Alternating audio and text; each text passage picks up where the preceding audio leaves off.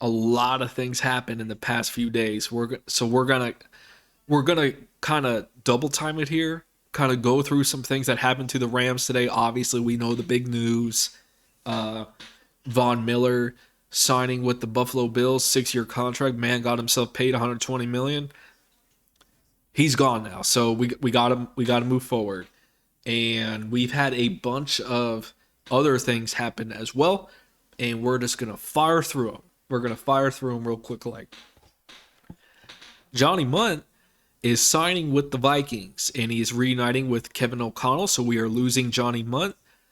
Let's go ahead and get into this real quick. Vikings have agreed to term with Johnny,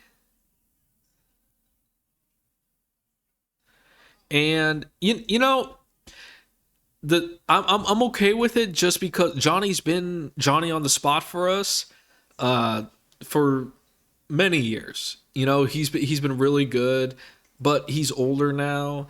He just came off an injury and he was out this past season, and we really have a good tight end room. There's Higbee, and Higbee himself might be leaving. I'm not sure yet, but we got him. We got Bryson Hopkins, who was a hero in the Super Bowl. We got Kendall Blanton. They may or may not be getting someone. I don't know, but our tight end room we're good. So it's a bummer we're losing Munt because I've always kind of liked him, but is what it is. Life goes on. Next, we have the Rams putting Travian Howard, a Rams tender, for 2.54 million at original round level. Kind of butchered that. Travian Howard played really well for us. He was a man who kind of a few years ago he was slated to start, injured himself, was out for the year, and kind of got buried on the depth chart and worked his way back up and really had played well for us at linebacker, kind of linebacker hybrid safety role. And he played well. He caught that pick off of Jimmy Garoppolo in the NFC Championship game to win us that game. So he's someone who might improve next season. I'm interested to see how he does in the upcoming season.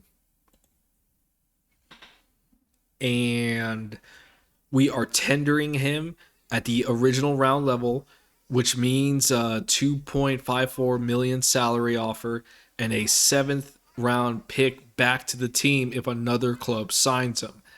Howard had a very good postseason, including the NFC Championship clinching INT, like I was just saying. So basically, if someone signs him, we get a seventh round pick and back to us, pretty much. So, I don't. Travian Howard, I thought he played really well, but I don't think anyone really has his eye on him. So I think we're good in terms of not losing him. Obviously, we did not tender Troy Reader, so Troy Reader is out of here.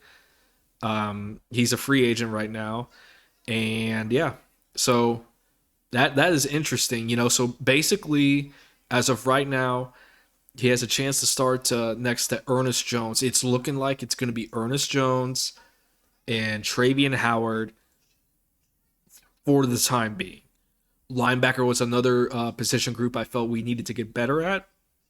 And I would love, considering that Von Miller has left us, for the Rams to use some of that money to bring Bobby Wagner in here. Let's get it done, Les. Let's get Bobby Wagner. Can you imagine Bobby? You see how stacked that dude looks? Like, do y'all see his arms? That man will help us in the run defense. Like, I'll be so relaxed if we get Bobby Wagner in terms of run defense. Y'all been hearing me scream all season, don't let him run on y'all. Why y'all being so soft? Don't let him run on y'all. Drove me crazy. But to the Rams' credit, led by people like Ashawn Robinson, saying you ain't gonna run on us no more. The Rams became very good at run defense in the playoff run. But it never hurts to add another run stuffer. That's what I want in a linebacker, a run stuffer. So let's get Bobby Wagner as my point. Went down a bit of a rabbit hole there. So we're keeping Travian Howard. Well, they placed a tender on him, so I do not think anyone will sign him either. I think he's flying under the radar. Chargers got Sebastian Joseph Day the other day. That's funny. But he went ahead and signed with the Chargers, and I got to say, this one was a bummer for me, man. I really wanted to see more of him next season. He was a really good player. It's unfortunate because he got injured, man, and Greg Gaines surprised everyone and played at such a high level that we don't really need Sebastian anymore, which kind of sucks because I would have loved to seen like Aaron Donald, Ashawn Robinson, then Sebastian Joseph Day, Greg Gaines kind of rotation. But like I just knew that just wasn't possible. I knew we're already strapped for cash. We got some areas to address on the team if we're looking to make another run, and we just don't we just don't have the money or the room, you know what I mean? So had to let him go. And it's unfortunate because I really liked him a lot. So Sebastian, good luck. I do believe we play the Chargers next season, so that is going to be interesting. That's going to be interesting. I'm kind of looking forward to that. Kind of looking forward to that matchup, Battle of LA. So we shall see. Moving on, we're keeping Matt Gay with an original round tender. Let's get rid of that right there. Matt Gay played very well for us, so I'm very happy.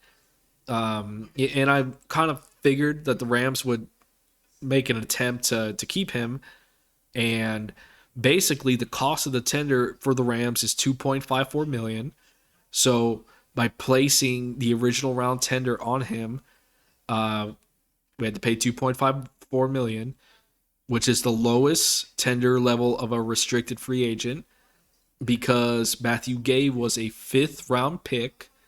Okay, so he was a 5th round pick, and if a team signs to him and gives him an offer sheet at the Rams, so okay, if someone gives him an offer, say someone gives him an offer and we don't match it, that team who will supposedly sign Matt Gay has to give us a 5th round pick. So for a kicker, that I am cool with that, but I really don't want to lose Matt Gay either because we kind of had a bit of a carousel, like a kicker carousel a few years back, and we just were having trouble finding a kicker, and that was driving me nuts because I go crazy. I go crazy if kickers miss kicks. I'm sorry, like I understand it's not an easy job and there's a lot of pressure that comes with kickers, but I mean, y'all, that's all y'all got to do, So, practice your kicks at practice. You miss, I go nuts, I go crazy. And we went through a few kickers who were kind of struggling for us, but Matt Gay came in and he was solid. Won us a few games. So looking forward, I think he will be under the radar too, so I'm not too worried about losing him. And considering we lost Johnny Hecker, I would like not to go into the draft spending for a kicker and a punter. So that's just me. We restructured Leonard Floyd's contract here. Every team must be under $208.2 million salary by Wednesday at 4 p.m. Rams are making their way toward that number and pretty much restructured Floyd's contract. We began the week $20 million over the cap. but not very surprised. But a lot has happened. With the signing Noteboom, Brian Allen, releasing a few players, having a few players, leave. Andrew Whitworth retired, so you know it's we're getting there. And apparently, they don't tell us exactly where they're at now, but it seems like they're okay.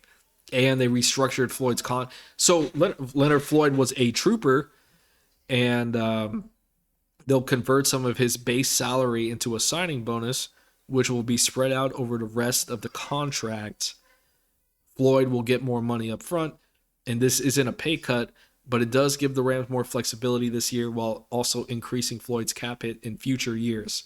All right, so kind of complicated. I'm not going to pretend to understand all of it, but basically, Floyd restructured his contract, gets more money up front, but kind of it's not a pay cut, but it's like stretched out over the next couple of years.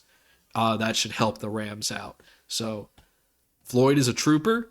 I like Leonard Floyd. He's very good for us. So there's that. And then lastly, we lost Darius, y'all. Darius Williams. And Darius Williams coming over to my side to my town here in Jacksonville. And he's going to be signing with the Jaguars for 3 years, $30 million. Not a bad haul. Not a bad haul at all. Darius. And I like Darius. He had a bit of a down year, but he was solid. I had a bunch of my buddies texting me. They were like, "Hey man, what was?" Because they're all Jaguar fans, the majority of them, and they're like, "Hey man, how's Darius? How's Darius? Is he good? Is he good?" And I'm like, "Yeah man, he's good. You'll like him. He's like pros. He's a well. I'll start with the cons first. I'll start with the cons. He like I said, he was an undrafted guy who played very, very well for a couple years. Had a bit of a down year this year, but still played pretty well. He does struggle a little bit with the top tier wide receivers in the league when he's out there by himself. He'll get burned every now and again. He's not a particularly good tackler, in my opinion, but he's solid. He's a very solid. He's an extremely solid number 2 cornerback who has incredible ball hawking skills and who has a nose for the football, which is important as a defensive back. He's someone who can play the slot, someone who can play the outside. So he's very versatile. Doug Peterson, he's a smart guy. He'll find ways to use Darius in Jacksonville. So I think Darius, it was a good signing for them. And Darius is a good dude, man. So it's good to build the culture, in Jacksonville. So which I would like to see the Jaguars. I want to see the Jaguars play better because, the city's just more alive when that happens. So, I really am rooting for them to do that. And I think Darius can help them. Like I said, he has good ball hawking skills. He's a solid cornerback. Like I said, a solid number 2 cornerback. So we will miss you, Darius. Good luck in Jacksonville. I might show up in one of those, be in attendance for one of those games, man. Kind of see you in person. But that's going to be it for now, guys. I will catch you guys on the next one. And as always, lots and lots of moves being made. Go Rams.